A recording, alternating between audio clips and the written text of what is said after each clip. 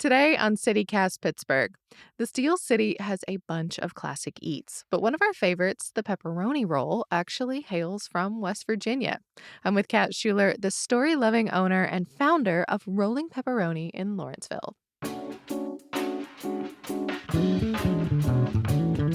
It's Thursday, April 27th. I'm Megan Harris, and here's what Pittsburgh's talking about.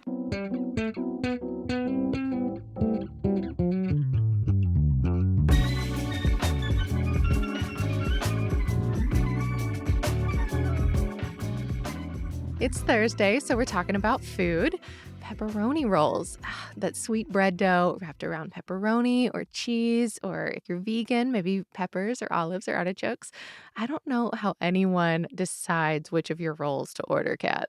Yeah, it's the way the pepperoni sort of oils out into the roll is so delicious. And I try to it's hard for the vegans because really I think the glory of the pepperoni roll is the oil that goes in the bread dough. That is the sweet spot of why they're so yummy. You're the first person I've ever heard talk about pepperoni oil positively, ever. I'm out about my love for the oil, but I think pepperoni rolls really have their love is with that dough. A lot of people would just take the pepperoni out of the roll and eat the dough because the oil kind of imparts this sweet, spicy softness into the dough, so it'll stay soft a lot longer than if there wasn't that rich meat inside. Yeah. Well, so CityCast Pittsburgh actually placed an order with rolling pepperoni just before this call. And we didn't get any classic pepperoni because we roll deep with the vegetarians over here. So I think we're going to have to order again. The veggie ones are delicious too, but it's hard to get that same sort of like sweet, spicy, soggy dough. Sort of with the tomatoes. That does Or the it. olives, maybe. Yeah. Mm-hmm. For sure. The olives will do it. When did you start making pepperoni rolls? Were they like a family tradition or something you liked from childhood? Growing up, we didn't make a lot of pepperoni rolls because there were so many pepperoni rolls readily available and they're so good all over the place, at gas And that stations. was in West Virginia, right? Yeah, in West Virginia, in Elkins, West Virginia. And when you grow up in West Virginia, you have to drive a lot to get to different places because everything's kind of spread out. So a pepperoni roll is a really good snack on the road because it's not a Twix or a bag of chips. It has some substance to it, and when I moved to Pittsburgh, I realized how unique the pepperoni roll was. I didn't get it till I moved here, and then I really miss them for nostalgic reasons, but also because I kept thinking, "Man, I need something healthier when I'm running around. I guess I'll just start making my own." Once again, you are maybe the first person I've ever heard talk about pepperoni as a healthy option. People say that to me. They're always surprised that I'll talk about pepperoni rolls as a healthy option. I guess I see them as healthy because of their protein content. And if the bread is handmade, that carries so many healthy micronutrients compared to a factory made protein bar or something of that nature, Yeah. and the protein means a lot to me. I'm an omnivore, so I'm right there with you. I love this perspective. I'm definitely going to carry it out into the world. I feel like a lot of Pittsburghers would consider pepperoni rolls kind of a local delicacy. But what do you think? As a native West Virginian, do you think that that's fair? Can Pittsburgh claim them? Or is there a better way to describe, kind of this like lore around the pepperoni roll? Yeah, I think Pittsburghers can claim the pepperoni roll. That's a lot of what I try to do, making the pepperoni roll and talking about the West Virginia roots. In Pittsburgh, the pepperoni roll is often bigger as a loaf and then cut and shared at a party, where I never experienced that before moving to Pittsburgh. And I love that rendition. And in Pittsburgh, they're really big on sauces with the roll, where in West Virginia, it's definitely sauceless and definitely handheld, more for adventuring and kind of going about. I think Pittsburgh should claim the pepperoni roll in a way that connects it to West Virginia. And I sort of use the word Appalachia as a way to describe the region that encompasses both places. So both can have their own claim on the pepperoni roll, separate but connected.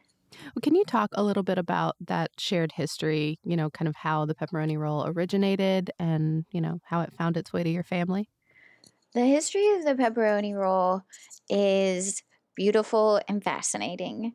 I think the history of the pepperoni roll is important mostly because America is such a new country. We don't have a lot of iconically or characteristically American foods. I guess if we were to say iconically American foods would be like McDonald's. You know, if we go through our favorite foods, That's not the legacy most of us are the most proud of. no way. Yeah. I mean, the pepperoni roll technically originates from Fairmont, West Virginia, which is where the very first coal mine in America broke ground. This is also where many Italian immigrants were sent, typically from the region of Calabria. And Italians have a roll called the prosciutto roll, which is similar to a pepperoni roll, except this is sort of where it becomes American, in that where the coal mines broke ground, there wasn't any available farmland. A lot the way the railroads went in and the way the trees were cleared for the railroads, for the mines, for the company towns, it was done so in a way that the land really had a hard time to be used for food or, vegetables or livestock. So most of the ingredients that they had to cook with came through on the company store. And because most of the miners were paid in script, which means that they were paid in like tokens that could only be used at the company store and had no value, all they had to buy was actually pepperoni, which is an American invention where pork and beef are mixed in the salami as opposed to most other salumis where it's one single origin meat. I don't think I was ever aware of that distinction, so that's a new learning today. Yeah, that is so the pepperoni technically is American in its entirety and the way that it's made. The word pepperoni is really means like pepper in Italian, and it all kind of starts in this really wooded, dense area in the middle of West Virginia. The beginning of sort of an American industrial revolution, just beginning to break ground for the first American coal mine, just beginning at kind of the boom of the steel industry that's going to transform Pittsburgh. And I think there's so much power in talking about the story of where the pepperoni roll comes from as Americans sort of decide, what do we think about coal? What do we think about industrial? What do we think Mhm. about capitalism?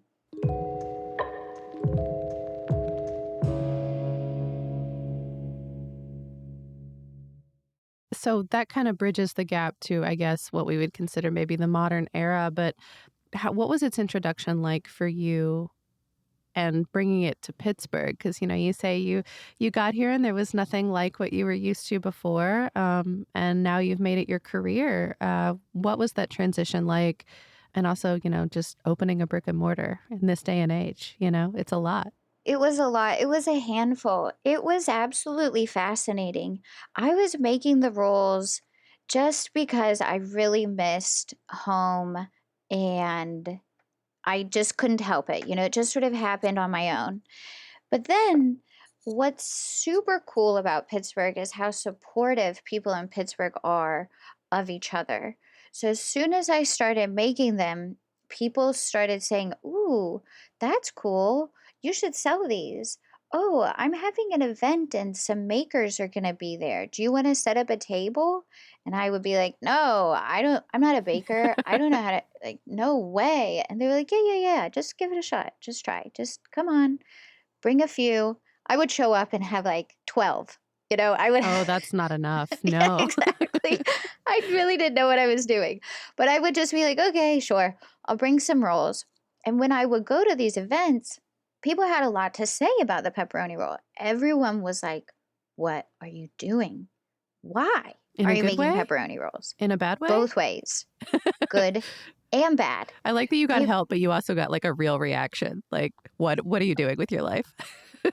It was strong. People were really, some people were highly defensive. What are you doing selling pepperoni rolls? Do you even know where these come from? These come from West Virginia. And I was like, well, yeah, I know. That's why I'm making them. So do I. Yeah, me too. Where are you from? Because obviously, most anybody that says that is from West Virginia. And in West Virginia, there is a defense of kind of the state, the culture, the way we're represented. Absolutely. But then there were also people that were like, pepperoni rolls? Why are you going to make those? They're so basic. They're like, not a pepperoni roll. I was like, yeah, a pepperoni roll. And I found that those are really two far ends of the spectrum for really quick visceral responses from people. A defense Yeah. and then also a strong offense. What are you doing? That's not a good food. Don't make that. Well, and one rooted in, like, a reflexive and very subjective taste, and the other one, I don't know, comes from, like, this deep personal pride that I don't know, I feel like a lot of Southerners really, like, carry deep in their soul, like, you can appreciate it, but I don't know that you get to have it all the time, like, "This is special, this is mine." That's so well said. This is special and this is mine. And I think that mentality grows from people who feel they've had a lot taken from them. And so the things that are rooted in place are really important to people. I agree completely. So, Kat, your food isn't just for eating, it's also for reading, oddly.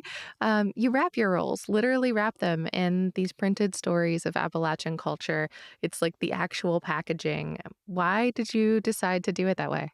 Like we were just sort of talking about how there was a whole conversation around the roles, the stories. I thought, well, okay, as a West Virginian who doesn't want to do a disservice to this history, everything that this food product represents, I don't have all the answers. I don't know everything about Appalachia. I don't know everything about the pepperoni roll. I don't know everything about the region. I don't even know a little bit compared to how much there is to know. So I thought It's very humble instead of of you. me, well, I think the thing is it's such a fluid conversation that really represents a lot of people and a lot of changing ideas. And I thought instead of me trying to talk about the ideas that I might have or the things that are important to me, why don't I just make space for people to talk about the ideas that they have? The people that come up to me when I'm at an event, what do they want to say? Why so defensive? What do we feel like we're defending? So I started asking people, what is Appalachia to you?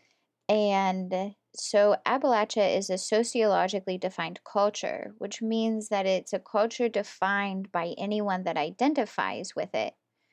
Where most cultures, I guess, have a distinct boundary, like a line, a region, a river. Geography, yeah. Exactly.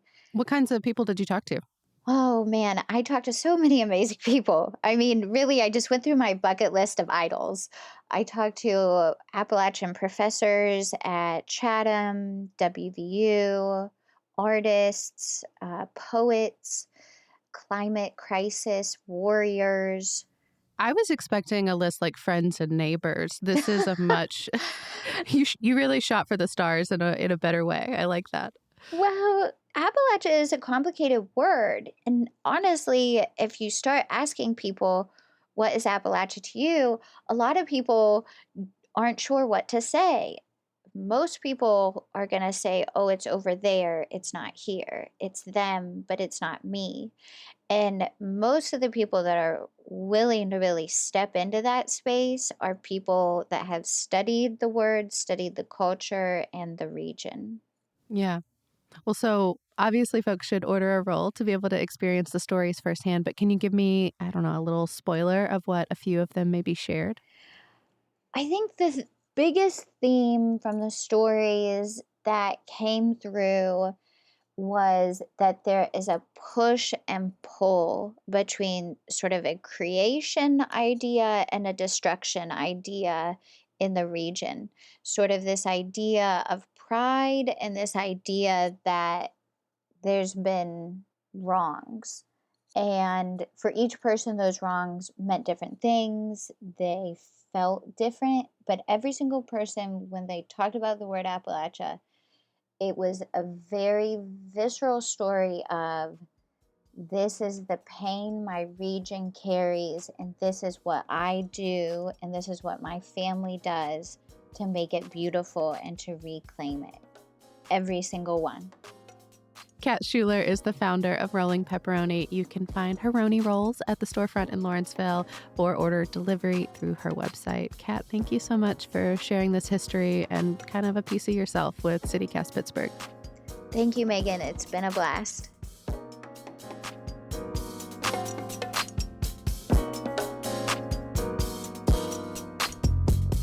A little more news before you go. Sticking with our food theme, Eaton Park's extremely popular Strawberry Pie Forever beer is back. It's part of a special partnership with Grist House Brewery in Millvale. It's a limited run sour ale. Last year, it sold out in just a few hours. You can pick up a 4-pack this Friday at 4 p.m. at the Banksville Eaton Park or next Friday at 4 p.m. in the Waterworks location. And in less tasty news, apparently the Pittsburgh area has one of the worst commute times in Pennsylvania. That's according to a new study from the digital site Stacker, which uses census data to rank the worst commutes in our state. McKeesport came in at number 4. The average commute time to work there takes 28.3 minutes. Lower Burrell and New Kensington ranked pretty high too, number 7 and 8 respectively. And Pittsburgh as a whole came in right around the middle. Sorry to our sister pod, CityCast Philly, but y'all won the crown for the Commonwealth's most atrocious commute overall.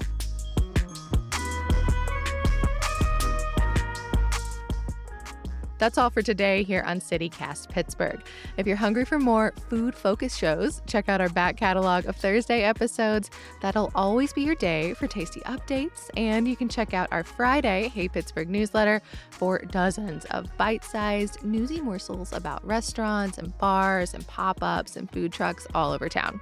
You can subscribe through the link in our show notes or at pittsburgh.citycast.fm.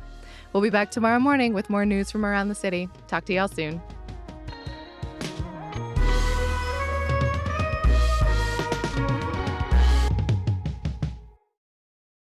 Sorry, I even brought that into the multiverse for you.